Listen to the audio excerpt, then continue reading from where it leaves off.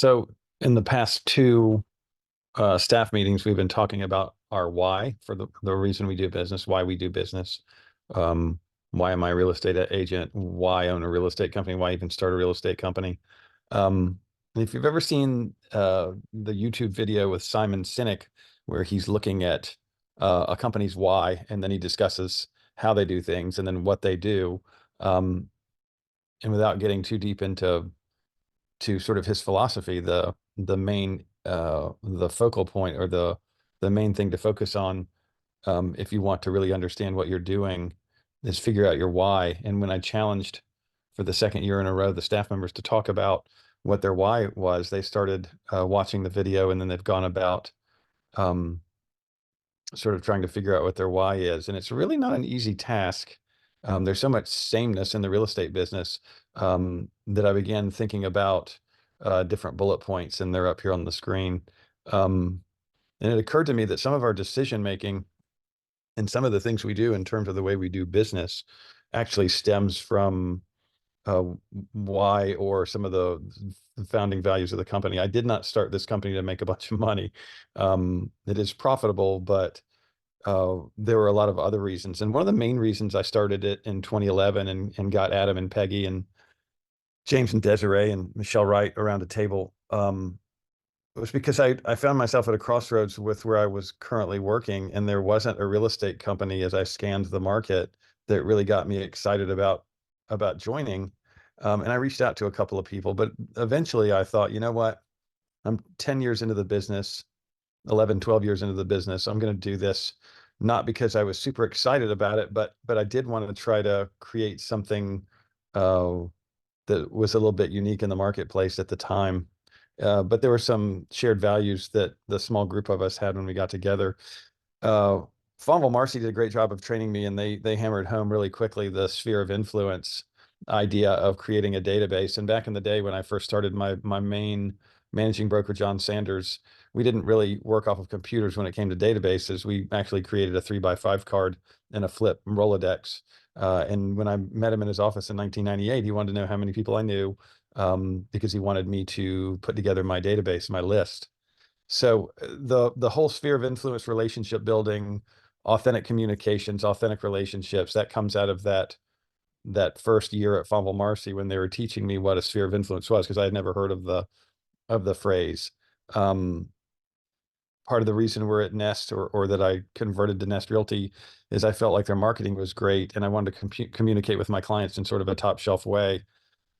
And when I was reflecting on this past week, I'm drilling down on the Friends of Nest, and I'm creating, my John Lennon quote and my Friends of Nest customization.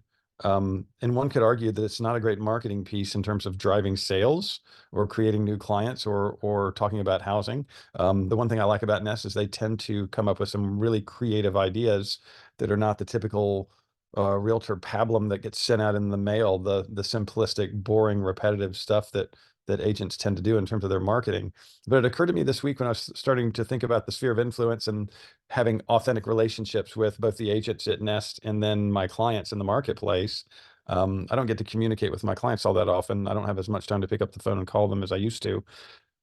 But it occurred to me that one of the reasons that I hammer home the customization of the fawn, or the Friends of Nest, and I want each of you to customize the Friends of Nest, is it becomes an authentic way to communicate with your client. Now, it's only one widget that we use, right? It's not the end all be all. But if you're sending out a postcard or an annual report, or in this case, the solar eclipse and all the moon, the schedule of the stars and all that, if you can interject a customization that shows your client that it's you that's actually doing the speaking, it becomes more authentic.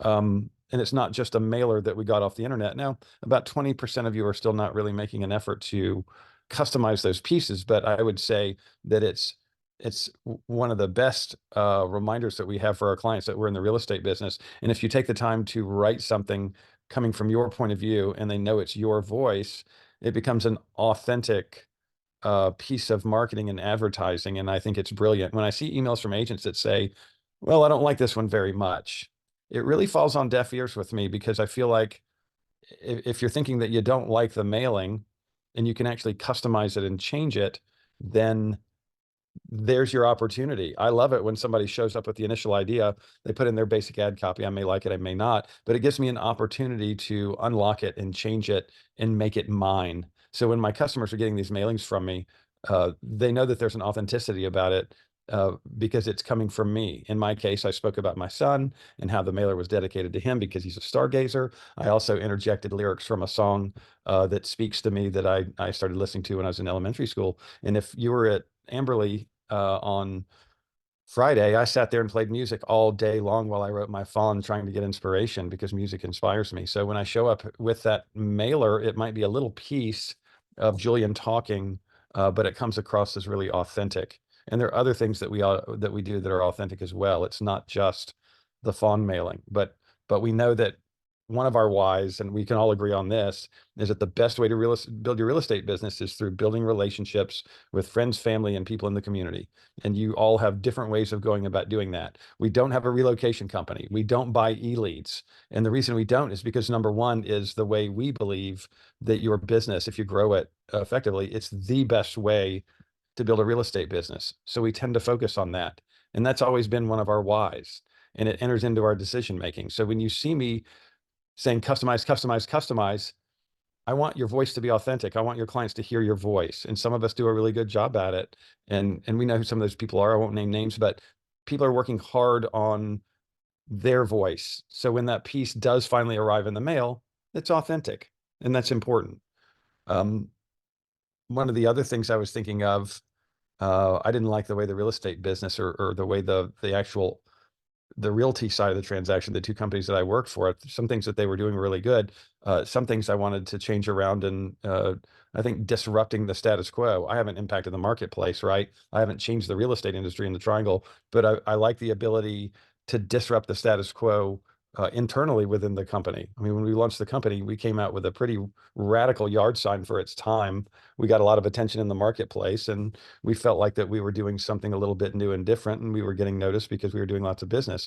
An example of disruption is our transition to Nest. I disrupted a perfectly fine logo and brand on Main Street called 501 Realty because I thought that there was a better way to do it. I wasn't bored. I wasn't restless. I just saw an opportunity and thought, I'm going to disrupt what I have. And if you know the story, I couldn't get everybody to buy in initially. People, were like, no, we don't want to lose our logo. We like the way we're doing this. We're making money. What's the problem? So I went down to Cary and opened up a Nest Realty and started mailing the Friends of Nest to folks on Main Street. And I think eventually, most, if not all, the people came around and thought, we probably should do this. And we disrupted what we were doing to create a better version of it. And the numbers bear it out. I know the market's gotten collectively better year over year, but the thing about the Friends of Nest and clicking with your clients on a regular basis is it tends to, I think, grow your business slowly but exponentially over time. I think we're gaining momentum in the marketplace, and it bears itself out. When you look at the data, we did over 500 million in volume this year with like 65 full-time agents that are actually selling, which puts us at a really high volume per agent.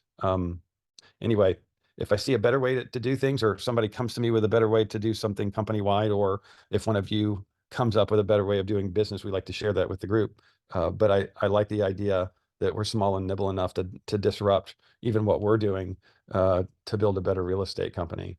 And you need to think about your own business the same way. When I'm talking about building a real estate company, what my why is, you should be thinking, what's my why for actually selling real estate? Making money is great, but making money is an outcome. It's not a why. Being profitable is great, but it's not a why. There have to be some basic sort of rooted ideas that drive you to get out of bed every day. One of the reasons I started the company is I reached out and I found a handful of people that I wanted to work with. And I thought, man, if I can work with these people, this is great. I can inspire people to a certain level, and the agents inspire me. Um, I love surrounding myself with super talented people and getting their feedback. I love to get interrupted at the sales meeting with an agent comment that's inspiring. But and I thought about it, and the inspiration part doesn't mean that if somebody walks in the door, they have to be a fabulous salesperson. But if I'm going to be inspired by somebody, I want them to walk in the door, sit down with me, interview them across the table. And like James Heinrich used to say, not everybody gets to work at Nest Realty. And so when I look across the table at the agent, there are a couple of thoughts that are going through my mind. And one of them is, what are my existing friends and agents going to think when I show up with this person and I announce that they're a new agent at the company? Are they going to look at me and go, what was he thinking? Or are they going to look at me and go, wow, he crushed it. I like this person automatically. They're clearly going to be good at what they do. And they seem easy to get along with. Like when the company grows, not everybody's going to get along with everybody. But for the most part, we have a pretty big group of people who respect each other. Good Lord, it's a hard enough profession as it is. It's really difficult to go out and do 10, 15, 5, $20 million a year, whatever, and sustain that. It can be quite exhausting. And you have to surround yourself with people who inspire you and who give energy. So, and I've said this since the beginning, I want to surround myself with a great group of agents because I want to get better as a realtor and I wanted to teach people what I knew. And so we get in and we started this collaboration and it's been inspiring. And I think we've got a group of people uh, who are willing to talk and teach. And sometimes those same people listen and learn. And that's what it's all about. But that's one of my whys. I don't want to hire the next 50 people and have them spoil the culture. It's always front of mind when I'm bringing people in. And the truth of the matter is that running a realty company is a recruiting business. That's the main focus of it. And I think that's become the main focus because there's so much turnover in the industry. But we get people to hang around for a while. And a lot of people watching this video, you've been with me since the beginning, or you came here and you never left. And that part of the business makes it easy to create a sustainable culture where everybody treats each other with respect, and we teach each other how to be better real estate agents and teach each other how to be better in other categories as well. It doesn't begin and end with real estate. Early on, I often talked about creating an agent first company. When I was looking at starting the company and putting together some of the widgets, I wanted those widgets to sort of serve the agent first. And we've kept that to this day. And people are astonished that I'll take time to spend time with somebody on the phone. I'll go to bat and fix something if it's a problem. A perfect example is the Friends of Nest thing that we were doing the other week. A couple of you, more than a couple, came to me and said, I don't like the Van Gogh quote. I want to do something different. It's not flowing with what I'm creating over here in the middle of the page. And, we reached out to Charlottesville and they unlocked it. It was a simple thing to do, but taking care of those small things, those agent first moments that really matter.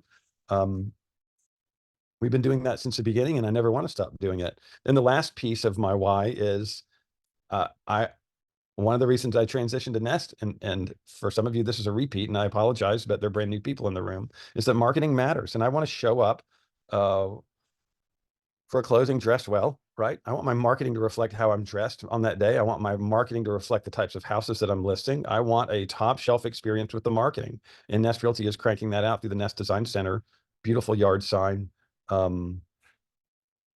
Everything they do, they really think hard about it and they really drill down. And I was frankly embarrassed in the beginning of my career to send out some of the marketing that was given to me. And then I quit because I didn't like it. But it didn't allow me to connect with my clients over a long period of time. So my mailers I've done off and on my whole career, but I've never done it consistently like I do with Nest because it's great. So and it's top shelf. I just love it. So those are my whys. I probably should drill down and sharpen them and make sure I'm not missing anything or make sure that I'm not overemphasizing something. But it's interesting how the basic whys since I started the company haven't changed, and they actually impact my daily decision making, from trying to customize my font to speak to my clients authentically to, you know, surrounding myself with inspiring agents and not bringing in people that suck my energy or anybody else's energy out of the room. So think about your why, and we should probably email out the Simon Sinek video so that you can take a look at it. But the video got me thinking this week, but this is what I wanted you to think about today. Why are you selling real estate? What is the main impetus for you to wake up in the morning and go do this? And if you can come up with some a why that's real and sincere and really works for you, then it'll probably work for your clients. Thanks for listening to me ramble from my bed with my Nest Realty toboggan on. I'm gonna go walk the dog now. Bye.